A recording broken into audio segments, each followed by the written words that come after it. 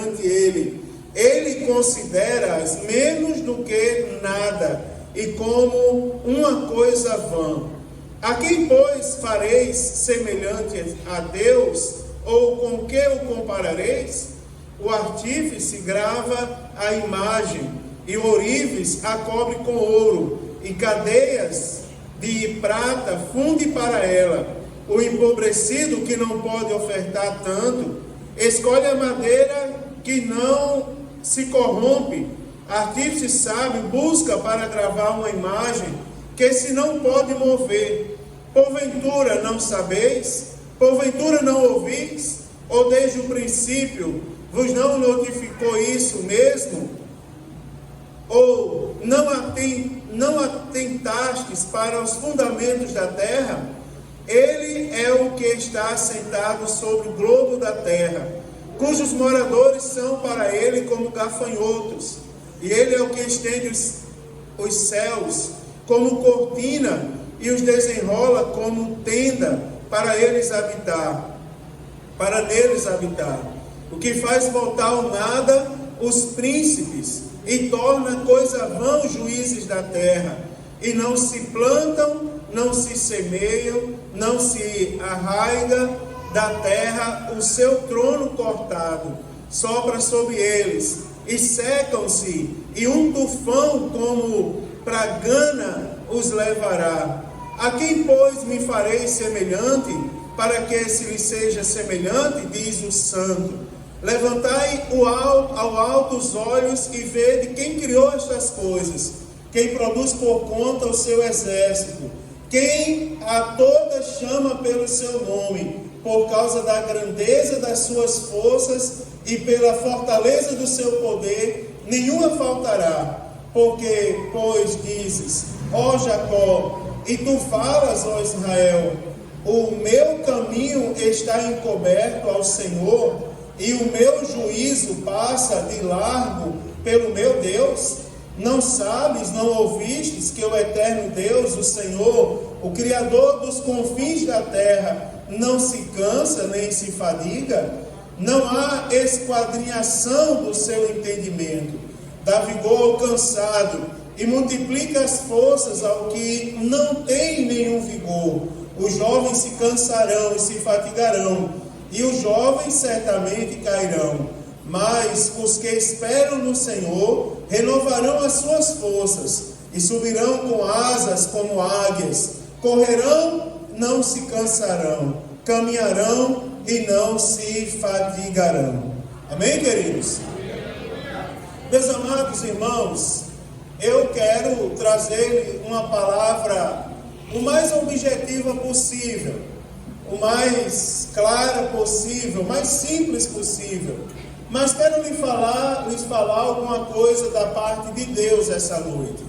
Como os irmãos sabem, o profeta Isaías, filho de Amós, um profeta culto, eu creio que dos profetas da Bíblia Sagrada, o mais culto, um homem que escreve o seu livro em tom de poesia, e nós percebemos nas palavras do profeta Isaías a sua facilidade com as letras, a maneira como ele escreve bonito. Profeta chamado como profeta messiânico, devido à quantidade de vezes e as diversas maneiras com que ele fez menção ao Messias, e eu já farei menção ao Messias também.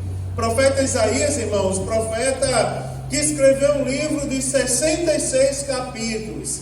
Há quem diga que é uma mini Bíblia dentro da Bíblia Sagrada, inclusive pelo tom, pelo conteúdo com que o profeta escreve o seu texto. Eu não vou me deter tanto ao profeta Isaías, embora seja tão interessante citá-lo. Por exemplo, a maneira como ele combateu a seriedade com que nós temos que levar o Deus, nós temos que considerar o Deus que nós servimos, a ponto de repreender alguns que também pregavam a palavra de Deus. Nós vamos ver no capítulo 40, onde fazemos essa leitura, nós vamos ver inclusive o profeta Isaías anunciando o que antecede Jesus, a voz que clama no deserto. João Batista é anunciado aqui também no contexto do profeta messiânico. Agora, eu estava pedindo a Deus uma palavra, porque hoje se lembra, o mundo lembra da ressurreição do Senhor Jesus. Embora não comemore, não é, irmãos? Adequadamente. Mas todo mundo lembra, e todo mundo até se deseja Feliz Páscoa, sem nem ao menos saber o significado real da Páscoa. Mas enfim, Jesus ressuscitou, irmãos. E por isso nós estamos aqui essa noite. Se não fosse por Ele, nós aqui não estaríamos. Agora, analisando esse texto, eu quero começar essa noite a falar para vocês um pouco acerca da grandiosidade, da grandeza do nosso Deus. Por quê? No final desse texto, irmãos, há uma pergunta lá no versículo 27. O profeta messiânico diz assim: por que dizes, ó Jacó, e tu falas, ó Israel, o meu caminho está encoberto ao Senhor? Ou seja, Deus não sabe o que se passa comigo? O profeta messiânico, ele pergunta: por que vocês dizem isso? Por que às vezes vocês abrem a boca para dizer, parece que Deus não está olhando para mim? E se nós vamos olhar depois do capítulo 27, aliás, o final do versículo 27, nós vamos ver que ele ainda diz assim: e o meu juízo passa de largo pelo meu Deus. Ou seja, parece que Deus não entrega em minhas mãos aquilo que eu tenho por direito. Parece que Deus, Ele nem olha o que eu estou passando, nem Ele entrega em minhas mãos aquilo que eu mereço que Ele entregue em minhas mãos. Aí Ele diz assim: agora, por que vocês fazem essa pergunta? Porque o texto, ele fala acerca da grandiosidade do nosso Deus. E após saber a grandiosidade do nosso Deus, porque ainda nós fazemos determinadas perguntas que nós não deveríamos fazer acerca do nosso Deus. Por exemplo, se você manter a sua Bíblia aberta essa noite e você observar algumas coisas que nós vamos tirar aqui acerca da grandiosidade desse Deus que nós servimos. A primeira coisa é, irmãos, a grandiosidade do nosso Deus em relação à criação. Por exemplo, eu já falei para os irmãos aqui outro dia que as grandes potências do mundo, elas não conseguem deter o poder da natureza. Você vai ver que agora, após o vento levar o susto da pandemia, a desgraça que foi a pandemia, aí agora está em evidência no mundo a guerra. Está todo mundo com medo da guerra, todo mundo com medo da capacidade atômica, não é?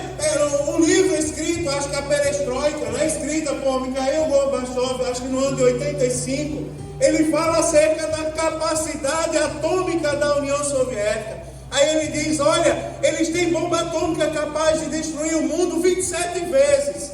Atualmente parece que, juntando a capacidade atômica por 16 vezes, o mundo pode ser destruído. E o povo está com medo da bomba atômica. Agora eles não observam que tem algo muito mais poderoso que a bomba atômica, que já está em vigor no mundo, que já manda, já governa no mundo.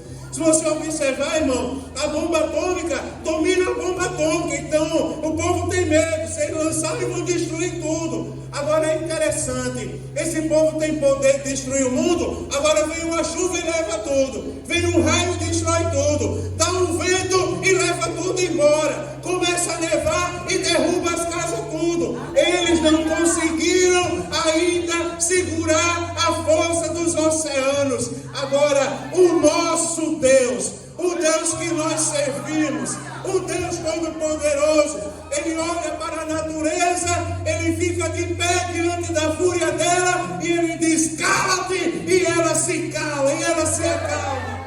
Porque está escrito na Bíblia Sagrada, lá no versículo 12: quem mediu com seu próprio punho as águas? Quem mais fez isso? A Bíblia Sagrada diz: quem tomou a medida dos céus aos seus palmos? Quem recolheu em uma medida o pó da terra e pesou os montes e outeiros em balanços? Que mais tem poder, irmão, sobre a criação do que o Deus que nós servimos?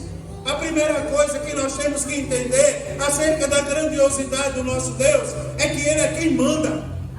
Se nós observarmos lá no versículo 26, diz assim: levantai ao alto os olhos e vede quem criou estas coisas. quem produz por conta o seu exército, e todas as estrelas chamam pelo nome, e a Bíblia diz que elas escutam o chamado do nosso Deus, porque está escrito lá: por causa da grandeza das suas forças e fortaleza do seu poder, nenhuma falta quando ele faz menção ao nome delas.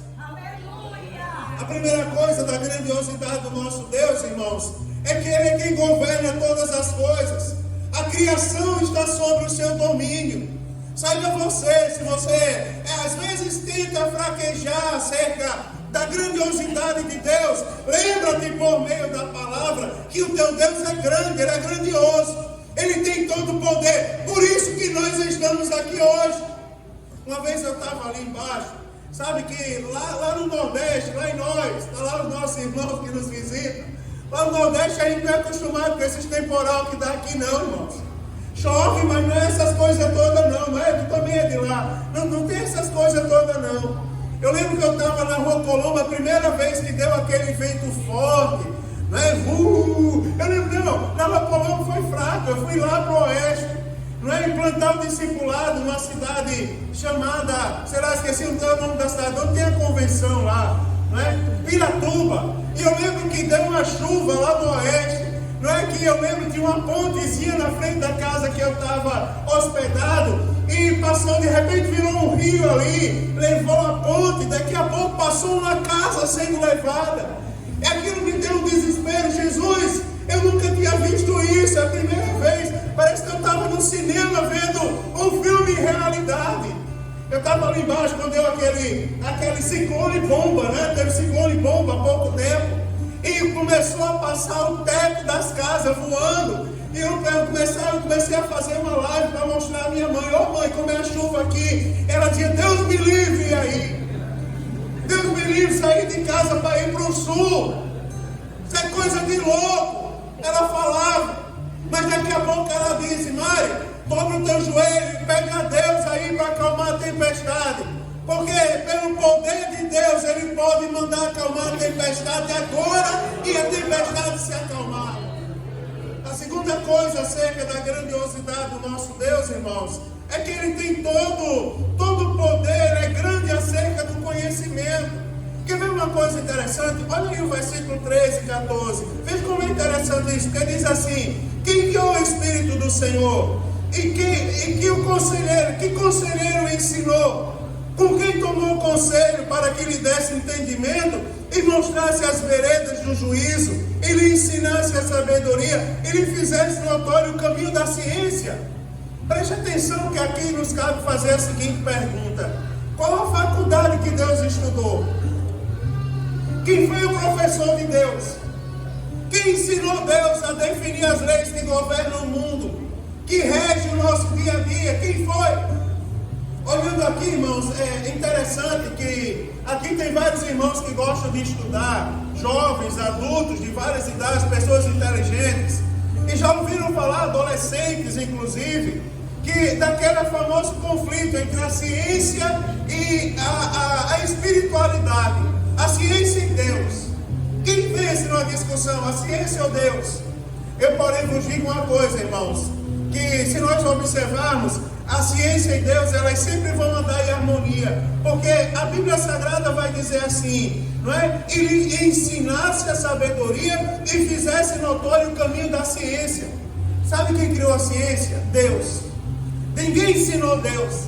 Ninguém foi o professor de Deus. Ele não estudou em universidade nenhuma, sabe por quê? Porque Ele é a fonte da sabedoria. Ele mesmo é a sabedoria. Ele mesmo é o conhecimento. E a Bíblia Sagrada, ela nos chama a atenção e ela diz assim: quem quer sabedoria, pede a Deus. Peça a Deus, comece a pedir a Deus. Porque Ele dá, irmão, a quem pede sabedoria a Ele. E a Bíblia diz que o temor ao Senhor é o princípio da sabedoria. Você observa, o nosso Deus, Ele é grande. Nós observamos a grandeza de Deus quando olhamos a ciência. É tão interessante a ciência, porque a ciência ela está diretamente ligada à invenção das coisas, não é? Quando a gente lembra de ciência, a gente lembra da criação, de alguém criando alguma coisa. Se Deus não der sabedoria, irmãos, você vai observar uma coisa interessante. Pegue as enfermidades. O único dos dons no plural, conforme a Bíblia Sagrada, é os dons de cura. Aí você vai ver, tem doença que é incurável. Mas você observa, nós colocamos as doenças incuráveis aos pés do Senhor, e daqui a pouco nós ouvimos os testemunhos de cura em nosso meio. Veio a Covid, levou muita gente, irmãos. Aqui da igreja levou 2. Algumas pessoas saíram por causa do Covid e viraram a cabeça e não conseguiram voltar à igreja ainda. Eu tenho um pai que teve Covid e que ainda hoje está sofrendo sequelas dela. Mas o testemunho não ficou na desgraça da Covid, porque aqui tem pessoas que a medicina diagnosticou como 0,5% de vida. E sabe, irmãos, por que diagnosticou como 0,5% de vida? Eu conversava com um servo de Deus e ele dizia assim: pastor, eu estava deitado lá na maca, no hospital, e de repente veio um homem alto, que a cabeça dele tocava quase no teto do corredor do hospital. E aquele homem alto, ele não colocava a mão sobre todo mundo, era apenas sobre algumas pessoas. As pessoas estavam lá mal. Ele disse: eu sabia o que as pessoas falavam, eu ouvia as pessoas que se aproximavam de mim. E eu ouvi o médico chegar perto de mim e dizer: esse aqui está em coma, esse não se mexe, esse não vai mais para casa. Ele disse: eu ouvia tudo. Quem já passou pela experiência do coma aqui, sabe que na maioria das vezes sabe o que as pessoas estão falando.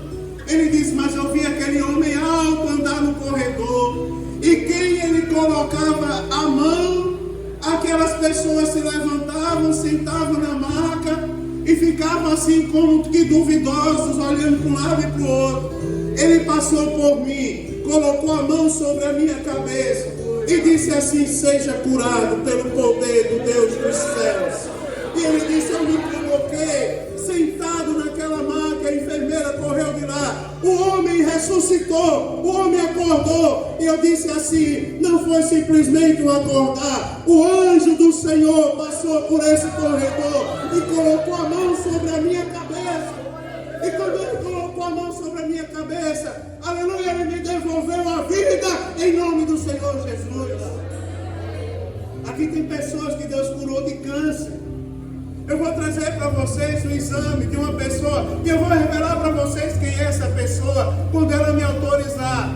Lembra daquele testemunho que eu contei? 90% do sangue tomado pelo vírus do HIV. Mas agora, para a glória do nosso Deus, eu vou resumir, mas já fazem 7 anos que é feito exame a cada 6 meses, mas não encontraram mais uma unidade do vírus do HIV. Irmão, toda a ciência está sob o controle do Deus dos céus, que é o Deus que está aqui essa noite, e é o Deus que nós servimos nesse lugar. Aleluia! A Bíblia Sagrada fala, irmão, das nações. A Bíblia diz assim, que o nosso Deus ele é tão grande, que a Bíblia diz assim: olha, as nações são consideradas por ele como gota de um balde, como pó. Aí você vai ver como o pó miúdo das balanças. E diz: eis que lança por aí as ilhas. E diz: nem todo o Líbano basta para o fogo, nem os animais bastam para os holocaustos. Todas as nações são como nada perante ele. Ele considera menos do que nada e como uma coisa vã. Quem, pois, fareis semelhante a Deus, ou como o que o comparareis? Nós podemos lembrar aqui, irmãos, podemos lembrar das nações do passado e podemos lembrar também das nações do presente, não é? Quem estuda um pouquinho de história, Marinino estava estudando agora na escola recentemente a civilização do Egito, da Mesopotâmia, não é? Grandes nações que já dominaram o mundo: o Egito, a Síria, a Babilônia, não é? O domínio médio-persa, os romanos. E a gente poderia citar alguns países, irmãos, que dominam o mundo atualmente, que são as grandes potências mundiais. Até Deus dar um basta. Até Deus dizer assim: tá bom, quero mais que vocês sejam potência não. Vai chegar um dia que a Bíblia Sagrada diz que todo olho verá e toda língua confessará diante dele. Aleluia. Vai chegar um momento que todo joelho se prostrará diante dele e entenderão, porque está escrito nessa palavra, quem é grande de fato e quem manda no mundo. Vai chegar um dia que esse povo se mete a besta aí, que bate no peito e diz assim: olha, só acontece o que nós determinamos que aconteça. Só manda quem nós queremos que mande. Que conversa é essa? Chegar um momento que Deus vai dizer assim: olha, a Bíblia Sagrada diz que Ele é o Deus, né, irmãos, que passeia no meio dos 7 castiçais. A Bíblia Sagrada diz que Ele é o Deus que escreveu a carta às 7 igrejas. Ele é o Deus, irmãos, que governa todas as coisas, que governa todo mundo. Ele é o Deus que pode mandar recado. Ele é o Deus que pode dizer assim: ó, diga ao povo aí que se prepare que eu estou chegando. E quer ver uma coisa interessante? Ele mandou esse recado para a gente. Ele mandou esse recado para o mundo. Agora resta o mundo ouvir. Você já pensou uma coisa interessante? Que nas datas, você já viu? Eu vou falar uma coisa, porque o pregador tem que ser ousado, tem que falar a verdade. Você já viu, irmão, uma coisa interessante? Que nas datas que se fala de Jesus, é onde o povo parece que tem mais liberdade para fazer coisa errada. Você já viu? O povo blasfema contra Jesus, diz que ele é isso, é aquilo outro. No dia do nascimento de Jesus se faz tudo, menos comemorar o nascimento de Jesus. No dia que comemora a ressurreição de Jesus, o povo começa a se embriagar com chocolate, pagar R$500 numa porcariazinha de chocolate desse tamanho. E tem pessoas que dizem assim: se eu não ganhar, eu vou morrer. Eu estou triste porque eu não tenho condições de comprar um ovo de chocolate. Irmão, se alegra, irmão, porque teu nome está escrito no livro da vida. Se alegra porque o recado já foi dado. Um dia esse mesmo Deus grande vai voltar com alarido, com voz de arcanjo, com a trombeta de Deus, para levar os que estiverem preparados para morar com Ele. Para de se engodar com as coisas desse mundo. Está escrito na palavra de Deus, já observou? Falam tudo acerca de Jesus. Agora, quando a gente diz que Jesus é santo, quando a gente diz que Ele governa sobre todo mundo, que Ele vai voltar, as pessoas se incomodam e começam a criar lei para a gente ficar calado. Vamos calar o pregador, porque ele não pode dizer que Jesus vai voltar. Agora o povo pode colocar uma tanga numa imagem supostamente atribuída a Deus e sair por aí desfilando com ela, blasfemando, fazendo coisa errada. Eu, porém, vos digo mais uma vez essa noite: o nosso Redentor, Ele é grande, Ele é grandioso, Ele está sobre todas as coisas. Ele é quem manda na minha vida, é quem manda na sua vida. Jesus está aqui essa noite. Eu vou terminar, não vou falar tudo, porque, irmãos, aí a Bíblia, para a gente ver como o nosso Deus é grande, você vai ver que o artífice grava a imagem e o ourives cobre de ouro. E a Bíblia diz que os que não têm tanto dinheiro, está lá no versículo 19 e 20, eu vou adiantar. Ele diz assim: os que não têm tanto dinheiro, vai lá, cortam a madeira e talha um ídolo que por si próprio não pode se mover, que precisa de ajuda para ser carregado. Alguém ainda cobre de ouro aquela imagem e ficam dizendo que aquilo é Deus. É Deus coisa nenhuma, rapaz. Meu Deus, não precisa ninguém carregar Ele. Ele é quem nos carrega dia e noite. Ele não dorme nem tosqueneja. O nosso Deus não queima no fogo não, irmão. Todo o poder está em suas mãos.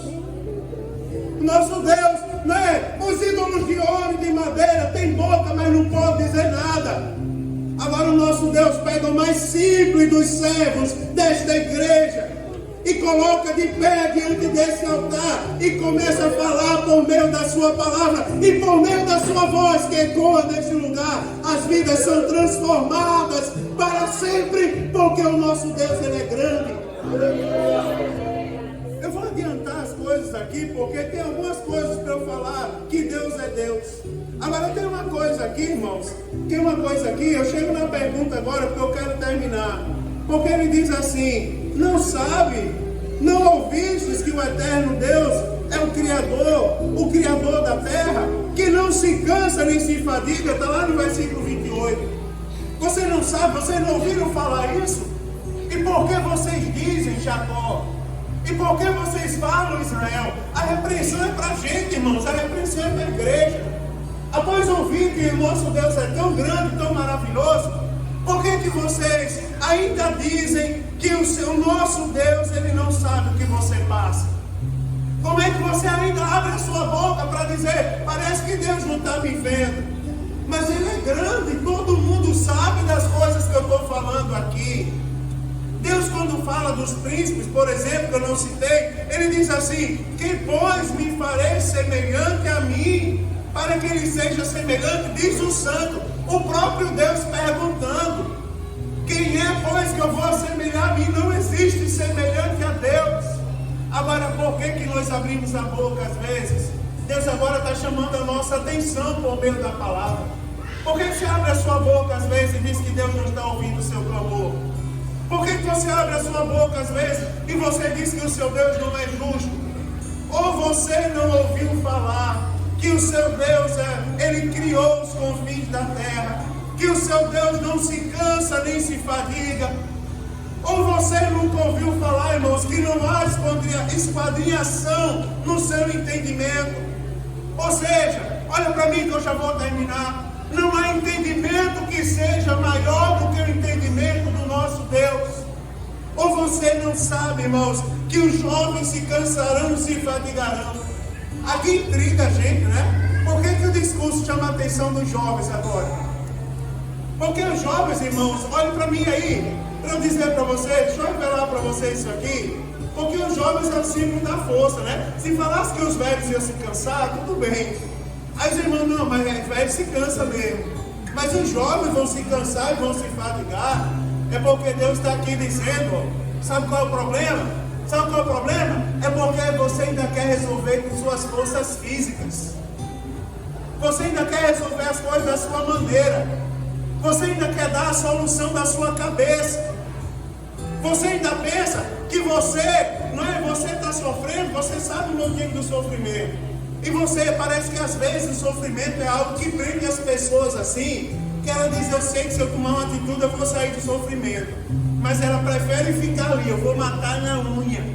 Eu vou mostrar que eu tenho força. Com suas forças você não chega a lugar nenhum. Porque a Bíblia Sagrada, ela diz, até os jovens se cansam e se fadigam. Os que têm vigor, agora, os que esperam no Senhor, renovarão as suas forças. Aí a Bíblia diz, subirão com asas como ar, correrão e não se cansarão. Aleluia, caminharão e não se fadigarão, porque esses esperam no Senhor. Agora deixa eu falar uma coisa para vocês e eu termino aqui. É porque se a gente pesquisar sobre águia na Bíblia Sagrada, você vai encontrar pelo menos umas 4 passagens na Bíblia Sagrada que fala de águia. E você vai ver, irmãos, que a Bíblia Sagrada, ela fala da quantidade de vidas de águia. Porque eu fiquei pensando aqui, por que a Bíblia Sagrada nos compara a águia? Os que esperam no Senhor, eles subirão, não é como águias. Aí você vai ver, irmãos, a vida da águia, a quantidade, né, os anos de vida da águia. E durante os seus anos de vida, quando as penas da águia se envelhecem, elas são renovadas. Sabe o que eu entendo aqui pela palavra? Que o Senhor Jesus está falando ao coração de pessoas aqui essa noite. E está dizendo, não se preocupe não, porque quando parecer que suas forças estão se acabando, Deus manda falar para você mais uma vez essa noite e dizer assim, Ele é o Deus que renova as suas forças. Ele é o Deus que restaura a sua esperança. Ele é o Deus que está aqui para dizer, Ele é quem manda, Ele tem o controle. Ele está, meu irmão, no controle da situação. Ele nunca lhe abandonou. A sua casa não vai se destruir. Ela pode ser humilde como for, mas se Deus está dentro da sua casa, irmãos, Ele vai renovar o que precisa ser renovado, e as pessoas entenderão por que você ainda está de pé. Quer saber de uma coisa? A águia também, irmãos, ela voa alto. Ela voa alto para proteger o ninho. Observe uma coisa interessante. Teu Deus é o Deus que te guarda. Eu vou resumir e vou dizer, irmão, nenhum mal chegará a ti, nem praga nenhuma à tua tenda. A águia é aquele animal que ela serve de exemplo para os seus filhotes. Irmão, às vezes a gente se preocupa, o que vai ser de amanhã. Olha para mim, o que vai ser amanhã? O que vai acontecer amanhã? Olha os lírios do campo. Nem Salomão, em toda a sua glória, se vestiu tão bem. Você já viu, irmão? Veja os pássaros. Você já observou as coisas em sua volta? Quanto mais você, que Deus está guardando 24 horas. E a Bíblia diz que Ele não guarda nem tosqueneja. Agora eu quero terminar esse discurso, porque eu quero dizer uma coisa a você. Esse Deus tão grande, irmãos, Ele manda nos lembrar no nome, em um nome que está sobre todos os nomes, e aqui eu termino. Esse Deus tão grande, Ele nos lembra neste dia de hoje. Ele nos faz lembrar que Ele nos amou de tal maneira que Ele foi capaz de mandar o seu único filho para morrer pela nossa vida. Você já observou como o nosso Deus é grande? Você já viu como a Bíblia diz que José era um homem justo e ele tentou deixar Maria, porque de repente Maria apareceu grávida. Mas a Bíblia Sagrada diz que o anjo aparece para José em sonho e diz: José, não intente deixar Maria, porque o que nela foi gerado pelo Espírito Santo. Jesus foi gerado por Deus. Jesus veio ao mundo como Salvador, e todo mundo sabia que Ele era Salvador. Os reis se mobilizaram para matar Jesus, os magos vieram saudá-lo. Você já viu como Jesus cresceu? É tão interessante porque a Bíblia fala a todos nós. Porque, irmão, nessa história de querer descontextualizar Jesus, você já viu o que querem fazer os adolescentes de bobo nos dias de hoje? Você já viu como querem fazer as crianças de boba no dia de hoje? Mas eu louvo a Deus porque as criancinhas da nossa igreja, um dia uma das professoras subiu aquela escada e disse assim: pastor, segura essa criança, essa e essa. E eles não vão mais passar a linha. Eu disse: por quê? Porque tem um jeito da gente falar do rei Davi para as crianças. E quando a gente começa a falar do rei Davi, as crianças se colocam de pé e dizem: não é assim a história não. Deixa eu corrigir você não leu a Bíblia. Não é assim que está escrito não. Sabe por quê, irmão? Porque as crianças conhecem a palavra de Deus. Jesus foi exemplo para as crianças. Você já viu como querem fazer os adolescentes de tolo? Mas Jesus veio, irmão. Jesus não estava andando de prancha, de surf. Jesus não estava falando ranguiloso. Jesus não estava, meu irmão, tatuando o corpo. Não estava andando feito um retardado na rua. Jesus não estava alimentando rebeldia, porque dizem para conquistar os adolescentes hoje tem que ser rebelde. Tem que escrever uma lição para eles, uma Bíblia para eles. Aí no lugar de chamar de irmão, tem que chamar de irmão. No lugar de chamar de pastor, tem que chamar de brother. Tenha brother. Não é mais pastor não, que conversa é essa? O meu Jesus, aos 12 anos de idade, ele ensinava a doutores. E essa Bíblia Sagrada, ela diz que os doutores se maravilhavam do ensinamento dele. Jesus trabalhou, ele tinha uma profissão. Jesus ensinou, ele foi um exemplo. Agora tem uma coisa que nós temos que lembrar no dia de hoje. Eu vou terminar lembrando. Jesus foi maltratado, irmãos. Ele veio, sabe por quê, irmãos? Para anunciar o reino de Deus. A Bíblia diz que Deus é Espírito. Ele nunca foi visto por ninguém. Precisava Jesus ter vindo e o povo vê com os próprios olhos o que Deus era capaz de fazer com o seu poder. Jesus veio, operou sinais, prodígios e maravilhas. Mas sabe o que foi que fizeram com Jesus? Entregaram Jesus para a morte. Sabe por que Jesus morreu? Pela minha vida e pela sua vida.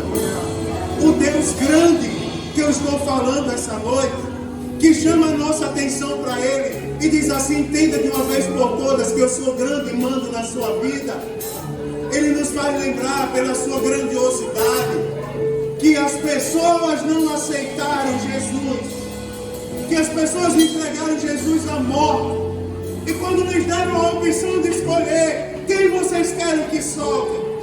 Vocês querem que solte o bandido da sociedade ou vocês querem que solte o justo? Sabe o que as pessoas escolheram? Solta o bandido. E o justo crucifica, mata. Você já viu, irmãos, o preço que Jesus pagou para nos reconciliar com Deus? O preço que Jesus pagou para reconciliar eu e você com Deus. Você já viu o preço, como foi grande? Imagine aí, irmão. Imagine a dor. Eu falo numa terça-feira aqui, que Thaisa chegou da escola um dia, toda manhosa, porque uma frepinha de ferro entrou na mão dela. Quando tirou aquela frepinha, é toda valente, mas enquanto tirou aquela frepinha, estava lá. Agora você imagina a coroa de espinho cravada na cabeça. Você imagina as palavras ali, irmãos, de depreciação contra Jesus. Você imagina a calúnia, a difamação. Às vezes a gente reclama, não é? O irmão avisou, falou por aí que a gente não era tão bonito. Eu vou pedir danos morais. Agora você observa, se Jesus fosse pedir danos morais pelo que fizeram com ele, por minha causa e por sua causa.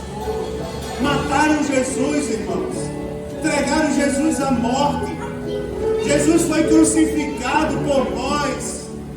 Preste bem atenção que eu vou terminar aqui. Esse Deus grande, Ele foi capaz de mandar o seu único filho se fazer homem para sofrer pela nossa vida. Mas como prova que Ele era Deus, a Bíblia Sagrada diz, irmãos, que a morte não foi capaz de detê-lo. A Bíblia Sagrada diz que Ele foi morreu. Viram Jesus dar o último suspiro. Houve um silêncio, mas depois do silêncio veio uma grande surpresa. Quer saber de uma coisa? Hoje eu li, irmãos, que foram lá no túmulo de Jesus e a pedra estava removida. Aí sabe uma coisa interessante que eu li? É porque Deus não removeu a pedra, olhe para cá, por causa de Jesus, não. Porque pela grandiosidade de Jesus, Ele não precisava que a pedra fosse removida, não. Ele poderia sair sem a pedra ser removida. Sabe por que a pedra foi removida? Para eu e você vermos com os nossos olhos que o nosso Deus não está lá no sepulcro. Para nós vermos que Ele ressuscitou. Os ossos dele não estão lá. Pega os homens mais grandiosos do mundo, se dizem grandes. Pega eles. Onde estão agora os grandiosos? Onde estão os ditadores da humanidade? Onde estão os que se dizem Deus? Manassés às vezes cantava aqui. Maomé morreu. Buda morreu, não era assim? Padre Cícero morreu. Agora o nosso Redentor está vivo. Ninguém consegue encontrar os ossos dele, não. Ninguém quebradura encontrar. E também uma coisa bonita é porque hoje nós lembramos, irmão. Olha, a Bíblia diz, enquanto ele falava aquelas coisas, imagina, eu quero terminar, mas eu vou terminar, tem mais um minuto. Mais um minuto para eu dizer, é porque a Bíblia diz que enquanto ele falava, ele foi elevado às nuvens, e as nuvens o encobriram. De repente disseram, por que vocês estão olhando para o céu? Aqueles que estavam olhando para o céu, e vendo Jesus sendo coberto pelas nuvens, sendo levado para o lugar de onde ele veio. Por mim, por você, de repente alguém disse assim, olha, por que vocês estão olhando para as nuvens? Porque esse mesmo Jesus que vocês estão vendo ir, um dia ele vai voltar, aleluia. Um dia ele vai voltar para levar a igreja, irmãos, para morar com ele no céu. Saiba você que o seu Deus é grande. Aleluia! Glória a Deus! Enquanto você não for morar no céu, saiba você que Deus cuida de você, que Ele está no controle da sua vida. Ele é quem manda em todas as coisas, porque Ele é grande e ninguém consegue, por favor. Aleluia! Glória a Deus! Glória a Deus! Aleluia! Coloque de pé agora, coloque de pé agora, vou terminar falando pela sua vida agora. Coloque de pé. O nosso Deus é grande. Aleluia! Glória a Deus! Tem uma pessoa que diz, pastor, não tem mais para ninguém olhar para ninguém, não. Mas tem alguém precisando ouvir, irmão. Tem alguém que precisa, às vezes a gente precisa tirar as pessoas do lugar para elas entenderem quem é que manda. Olha para o irmão que está perto de você e diga assim, teu Deus é grande. Diga, teu Deus é grande. Teu Deus é grande, entenda. Teu Deus é grande. Entenda que não é nenhuma pena, nenhuma flor que se move. Se Deus não quiser que se mova. Deus é grande.